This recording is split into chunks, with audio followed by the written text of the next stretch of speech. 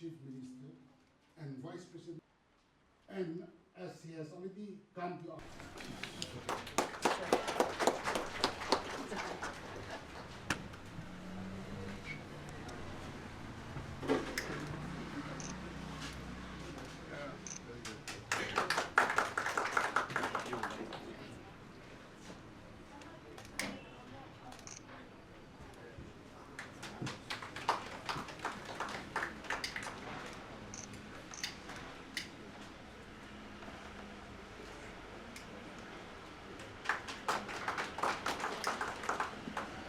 When the writing was delayed.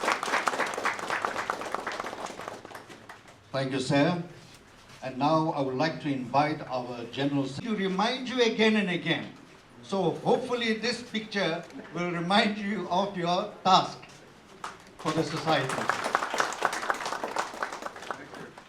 Thank you, sir, for accepting our humble gift. And now I would like to request you to give us. Good afternoon to all of you. Allow me to briefly introduce the Red Cross movement, under whose banner we are gathered here today. The idea of the Red Cross was born out of compassion in the midst of war. It was conceived by Henry Donant, a Swiss humanitarian, after he witnessed the terrible suffering of the wounded soldiers during the Battle of Solferino in 1859. This battle, also known as the Second Italian War of Independence, was fought between the forces of Napoleon III's French-Sardinian alliance and the Austrian Empire. Deeply moved by the sight of thousands of soldiers left unattended on the battlefield, Henry Donant rallied local villagers to provide care and comfort to the wounded, regardless of which side they fought on. This act of compassion and neutrality inspired his vision, led to the establishment of the International Committee of the Red Cross, the ICRC, in 1863 in Geneva, Switzerland. Subsequently to the signing of the First Geneva Convention in 1864, laying the foundation of the international humanitarian law. The Red Cross movement operates under 7 fundamental principles which guides all its actions and decisions across the world. Humanity, to prevent and elevate human suffering wherever it may be found. Impartiality, to provide assistance without discrimination of nationality, race, religion, class, or political opinion.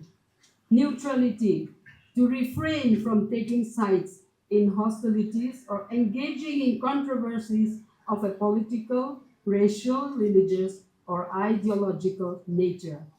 Independence, to act autonomously in accordance with Red Cross principles, free from external influences. Voluntary service, a movement of selfless service not prompted by desire or gain. Unity, there can only be one Red Cross society in each country, open to all, carrying out humanitarian work throughout its territory. Universality, all societies share equal status and responsibilities in helping one another worldwide. These principles are not merely words, but a moral compass that has guided the Red Cross movement for more than 160 years, keeping it relevant, trusted, and respected across the world for its unwavering commitment to humanity. In India, the Red Cross was established in 1920 by an Act of Parliament forming the Indian Red Cross Society. Since then, it has played a vital role in health services, blood donations, disaster relief, and humanitarian assistance across the country. In Nagaland, the Red Cross journey began its journey in 1982 with the formation of Indian Red Cross Society, Nagaland State Branch. Since then, our branch has actively engaged in humanitarian services. Nagaland State Branch has been working actively on disaster relief to health programs from youth training to blood donation drives, working tirelessly to live up to the motto, keeping humanity alive. We are always grateful to our Vice President, our Honorable Chief Minister, for his unwavering support to the society. Our building was inaugurated in 1997, but ever since then, no repairs were done, and our Vice President generously contributed to the repair renovation of this building. As you can see, it is now looking brand new. Thank you, sir, for what you have done. We are also grateful to this government for all the granting aids that have been given to the society. And because of this, all our district branches are able to activate and work tirelessly in their districts. Sir, new districts are propping up, so we are needing more funds for these costs. Our major highlights, our World Red Cross Day is on the 8th May, which is the birthday of our founder. We are actively doing blood donations all over the state. Community welfare programs are taken up.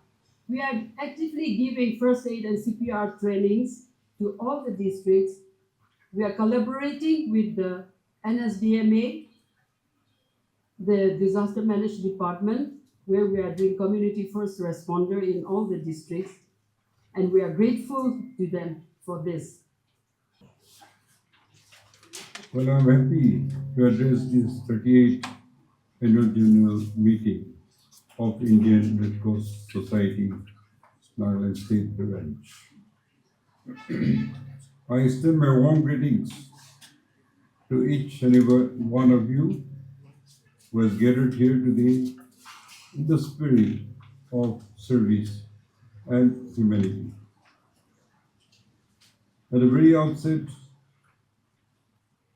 let us pause to remember and pay our deepest respect to our late President of Indian Red Cross Society, the State Branch, Nagaland, and former Governor of Nagaland, Sri La Ganesan, who passed away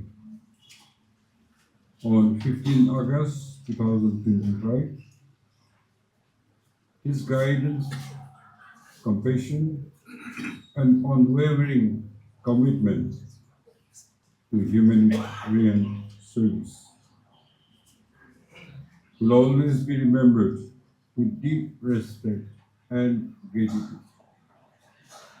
Under his leadership, the Red Cross family in Nagaland was inspired to uphold its mission with sincerity and dedication.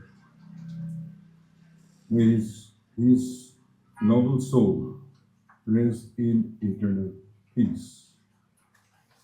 Since its inception in 1982, the Indian Red Cross Society Nagaland State Branch has stood as a beacon of hope, compassion, and voluntary service. I take this opportunity to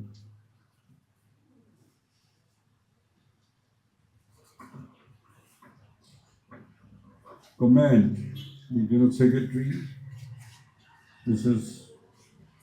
Akale Vizo Kamo, the Managing Committee, staff, and volunteers for the tireless efforts in carrying forward the humanitarian mission of the Red Cross Society across our state.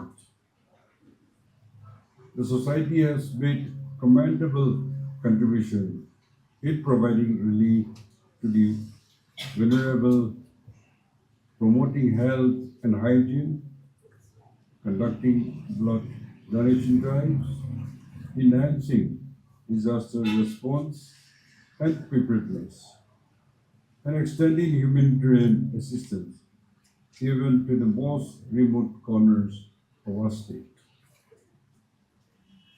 I would like to make a special mention of our General Secretary, Mrs. Akale, of the Indian Red Cross Society, our state branch, whose tireless leadership and deep dedication have greatly strengthened our Red Cross Society movement in our state. Her exemplary service has been rightfully recognized with the National Indian Red Cross Society Award, certified of appreciation for women for the year 2022-23.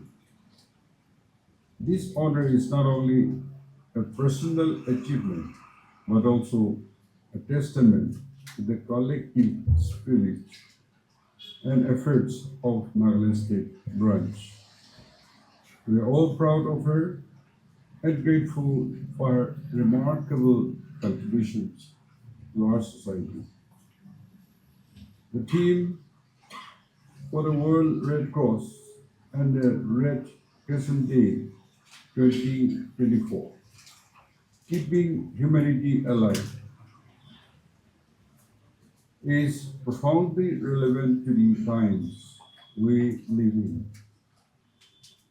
In the world often beset by natural disasters, conflicts, and pandemics, and social challenges, the Red Cross reminds us that humanity remains our greatest strength. It is through act of kindness, empathy, and voluntary service that was sustained the very essence of being human. Keeping humanity alive is not merely a slogan. It is a call to action, to stand with those in need, to comfort those in distress, and to serve without discrimination. The Red Cross movement embodies these timeless ideals, and I'm proud that Nagaland State Branch continue to uphold them with steadfast dedication. As we gather here to review our progress and to chart the way forward, I encourage all members and volunteers to renew your dedication to this noble cause. Let us work hand in hand to strengthen our branches, broaden our humanitarian outreach, and engage more young people in this global movement of compassion. The youth are the torchbearers of empathy, and they represent the future of the Red Cross of our state, Nagaland. Before I conclude, I once again extend my heartfelt appreciation to all the members, volunteers, and supporters of the Red Cross Society Nagaland Branch for your selfless service and enduring spirit. May this 38th annual general meeting inspire us to continue our collective journey with the renewed zeal to touch lives, to heal, to serve, and above all, to keep humanity alive. Thank you, and God bless. Medical camp at Kelma, New Inkyo, that is in Kebai area, which is one of the most remotest part of Karen district, which was done in collaboration jointly with Jaluke Subdivision Branch last February, where at least 236 patients were treated, given treatment, free medicines were provided with the involvement of doctors, including surgeons, eye surgeons, and then pediatricians, and gynae specialists, and various other specialists, doctors. The need is huge, and the help and relief the Red Cross could render is very small. However, I strongly feel that and believe that in the saying that it is better to light one candle than to curse darkness. I am always deeply moved and gain strength by the big-heartedness of the Red Cross volunteers whenever they come out to render voluntary services any time of the day and whenever the call comes from. A notable volunteerism exhibited by the Red Cross volunteers may be highlighted when the whole of the world, including Nagaland, experienced the COVID-19 in 2020, when even the charges in parent town, at least, then the NGOs, local NGOs, were very fearful to volunteer themselves during that period of time. However, it was at this juncture that the Red Cross volunteers, especially the officials of the Red Cross, Indian Red Cross Society Parent District Branch, and the Youth Red Cross from Parent Government College, they bravely volunteered to render necessary services in the various quarantine centers in Parent Town. This says that Red Cross people are different. There is also an urgent need to motivate the youth to become voluntary blood donors. The misunderstanding and the misconception about blood donation need to be dispelled so that our needy patients may get voluntary blood donors whenever it is needed. There is also the need to focus our attention to the need to coordinate with local authorities or bodies, with the local NGOs, including the churches, to make the Red Cross activities more effective. Serving humanity in any possible manner warms our heart. It makes our living purposeful and worthwhile. It makes us feel serving God. The challenges continues, but with the spot with first aid medicines and to bring those injured victims to Mon Civil Hospital. But we are restricted to enter the international boundaries by the security force. So we send the medicines to the village, to Khamoy village from Longwa. Only one lady who was seriously injured was brought to Longwa by the villagers, which took around 4 hours to reach Longwa. From there, we took her with our medical team to Mon Civil Hospital. Two spot dead, one minor girl, 6 years, and a young man. One old lady and a student of class 2. Both are admitted in Civil Hospital, Mon. Such activities can disrupt daily life and create atmosphere of fear. This type of incident poses a threat to the innocent public and hampers the quality of life and development. Also, the affected families are often forced to rely on financial aid, relief materials, and even emotional dependence. Thus, as a society, irrespective of our status and position, I firmly believe that it is our collective duty to address such unfortunate incident. As I reflect on my journey, I am reminded that our work is far from ours. Our people have learned to receive but not to keep. So this afternoon, I want to request our Honorable CM and our General Secretary, Madam, to mobilize the stakeholders, including the government, churches, various NGOs, and organizations to contribute for humanitarian service in our state, which will greatly enhance our mission in future. Let us continue to embody the Red Cross spirit, compassion, neutrality, impartiality, and humanity. Let us strive to make a lasting impact to create a world where everyone has access to dignity, respect, and opportunities. Thank you for being part of this extraordinary journey. Together we can make a difference. Long live IRCSM. Thank you very much.